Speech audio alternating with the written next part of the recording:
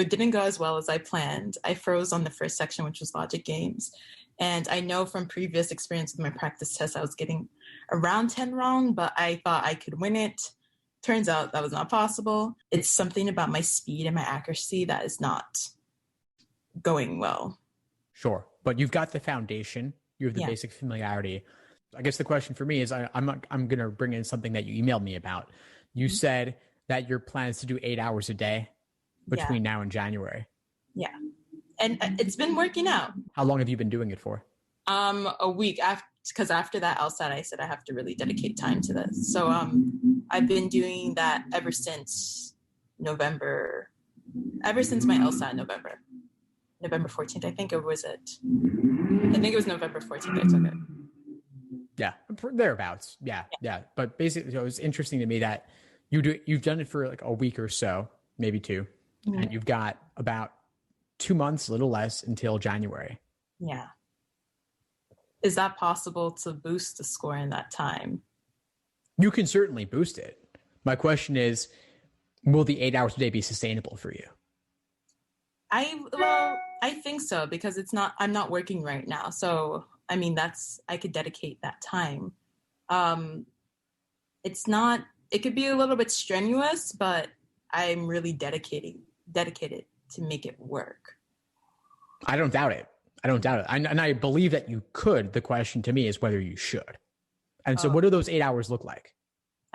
So before you sent me the schedule, I was doing it sporadically. So honestly, I didn't have a framework. So that's why I signed up, because it wasn't going as best as I thought, because I was doing mixed review. So I was doing reading comp, logic games, going over my books again, just mixing it up. But today I went over the schedule we did, and I'm going to focus on the logic games for the next 2 weeks and follow that schedule. So it feels a little bit more structured, because last time, like for the last week, it hasn't been structured, and I didn't know where to really start. Structure is key, no question about it. Doing 8 hours a day of logic games alone sounds brutal to me. I mean, I don't know if you've actually done it yet in that way, but I wouldn't commit to the 8 hours a day and I would instead suggest you see what changes as it unfolds. And the question, I guess, is why do you need 8 hours specifically? Is it because you just think more is better? I want to get to the 170s. So if I'm getting like about 10 wrong per section, it's like low 150s, mid 150s, right? So I thought more time means more, I guess, learning, but I don't know if it will pan out. I'm hoping it does. How do you study in the lead up to November? Sporadically, like 3-4 hours a day. And I noticed I didn't work on my technique. So that's when I got to games and stuff like logical reasoning. It's like I'm not seeing the pattern, so I would take extra time to do the things I would do. And it would take too long for me. So I had to get my technique down better, because it's not good. But I'm noticing with, I guess for even today, just going through your video with, for example, sequencing, that is a technique that makes me go through that sequencing game. So I'm like, okay, like if I get these foundations correct, I could work better with my accuracy and my speed. Yeah, no doubt about it. I mean, there's concepts, there's technique, and then there's application. Mm-hmm. And you've got to have elements of both. Yeah. That I'm certain of. What I'm not certain of is how much of that you need in one particular day. How much do you recommend? Depends on your schedule. I'm guessing that if you have 8 hours a day to study, you probably don't have too many other applications. No. Yeah. So you could do 5, you could do 6. To me, it's not really about the number of hours. It's about what exactly it is that you're doing. Gotcha. Sporadic doesn't sound great to me, because you want to have momentum. You want to be maximizing what you can reasonably put in. Okay. But everything has limits. So there's reasonable and then there's unreasonable. Okay. So 8 is unreasonable. Okay.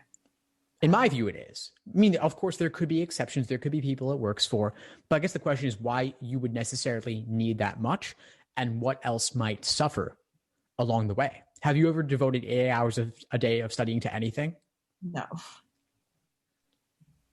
Yeah. Okay. It makes more sense when you put in that perspective. I mean, what about other, Makes more let's sense. say put studying aside. What about training for a marathon? What about a triathlon? You'll get, tired really Yeah, quickly. Right? same principle here. I mean, your brain has limits too, and what you can, the mental focus that you need for the LSAT can be exhausting. Yeah. Okay. I mean, think about the pre-flex in-person LSAT was 5 sections, 35 minutes, gives you around 3.5 hours. Flex is only 2 hours. Mm-hmm. So 8 hours is like doing 4 flexes Okay. in a day. I mean, obviously the nature of the work is different, but it's still LSAT content. Yeah. That's true. That's true. So what would you recommend my study schedule look like? If I want to jump 15 points, like what would you recommend I do in the next 2 months? Good question. I mean, so let's say if you wanted to jump 15 points, how would that differ from wanting to jump 20 points or 25 points or 10 points? What changes? Nothing really. Exactly. So if you want to improve, what do you have to do? Just keep on working, right? Well, just keep on working, but working specifically how? You said, okay, well, there's sporadic on one end, Structured. structured on the other end, you know. So there's concepts and techniques, then there's application of those concepts and techniques. And obviously, you want to have a number of examples to start seeing the patterns. But after a certain point, it becomes diminishing marginal returns. Do you really need that 30th or 50th example? It could be a nice to have. And with a long enough timeline, I'd say, yes, do it if you can. If you were studying for the LSAT 6 months from now, I certainly think you should do more examples than if you're taking it 2 months from now. Mm-hmm. But there's diminishing marginal returns. So put in what you can put in while also maximizing quality of life, sleep, diet, exercise, relaxation.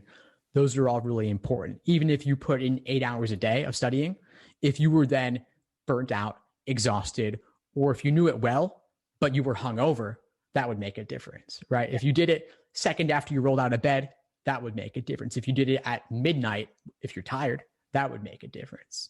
Mm-hmm. Okay. All right.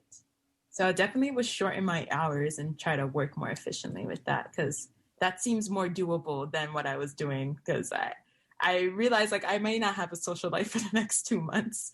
And I was ready for that. But this seems more doable. Okay.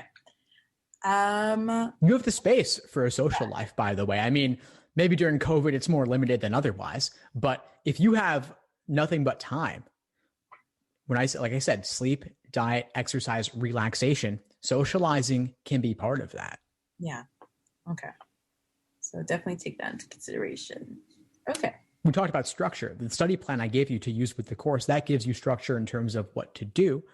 Then as a side note, there's also how you structure your day.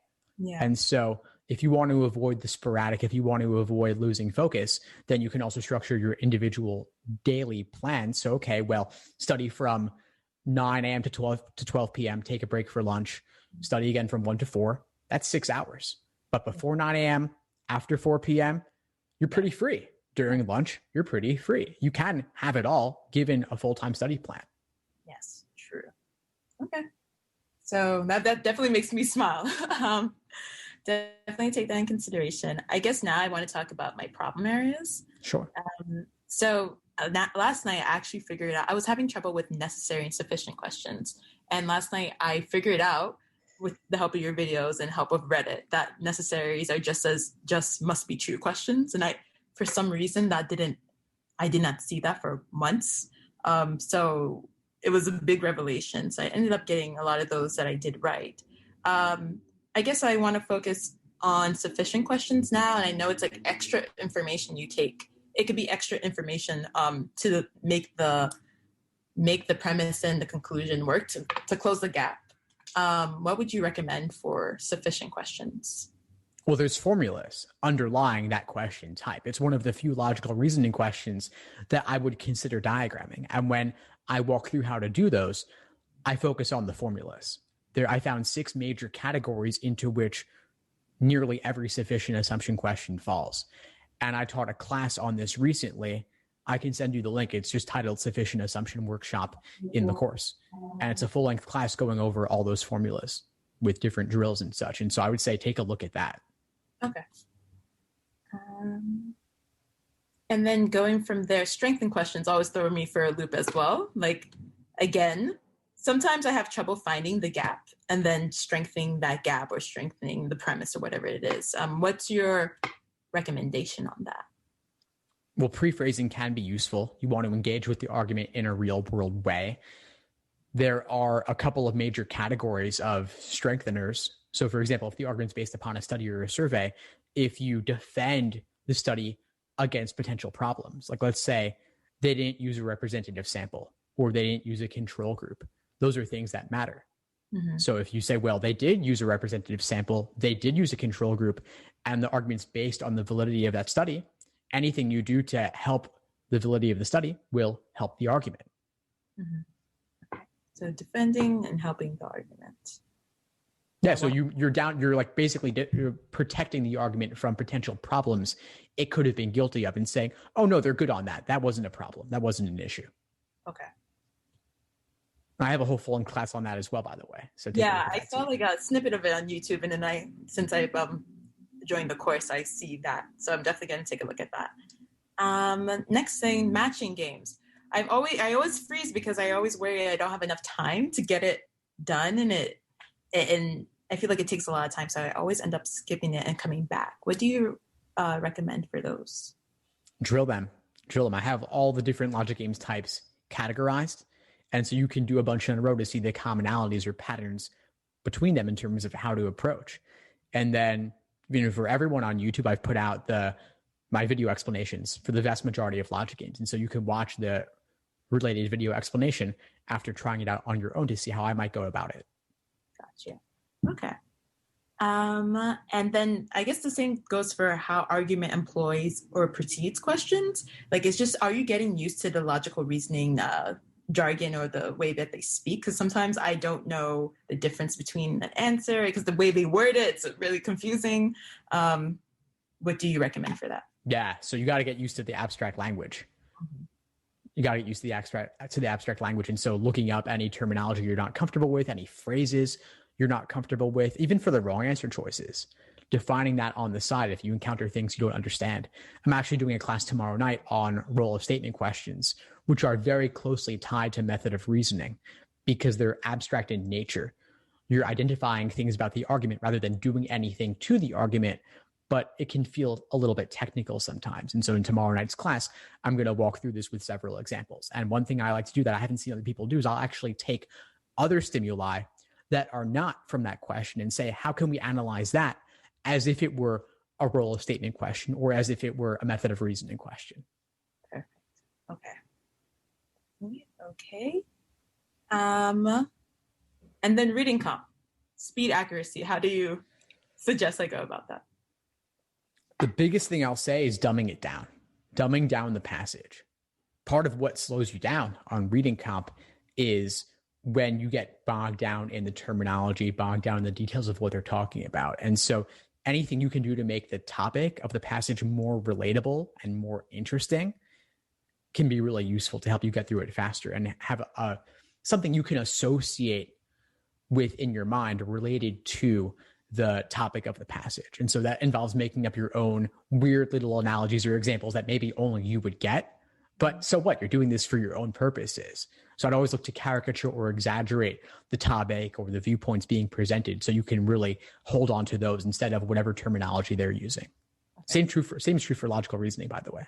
Okay. So if it's like a tough econ passage, I don't like econ. But if it's a tough econ passage, just dumb it down or make it seem like I like it, perhaps? Exactly. You got to fool yourself into liking it, fooling yourself into getting excited about it or getting interested in it. And so one class format I've been playing with a lot the past few months are reading comprehension deep dives, where we'll spend an entire hour just going over one reading comprehension passage. We may not even get to the questions, but those 450 or so words, we'll go in depth on those sentence by sentence, word by word, breaking it down. I've done probably 5 or 6 of those at this point. They're all inside the course. You can watch those recordings, and then I think I'll be doing another one of those next week. And so you can look at that then. And attend then and come on in and benefit from it and ask your questions too. All right. Well, that's all the questions I have. Awesome, Natalie. Well, it was really great connecting with you. Before we sign off, what would you say is the biggest insight you got from our call today? Definitely the timing. So I thought like the amount of time I put in will equal the amount of points I gain. But seeing just working efficiently and working with structure could definitely make a big difference. It doesn't matter the time because you can work 8 hours and work sporadically, like what I was doing last week, and it didn't feel good. So I'm definitely going to take your advice into consideration and incorporate it into how I study. Awesome. Fantastic, Natalie. Well, again, great speaking with you, and I'll see you soon. All right. Thank you.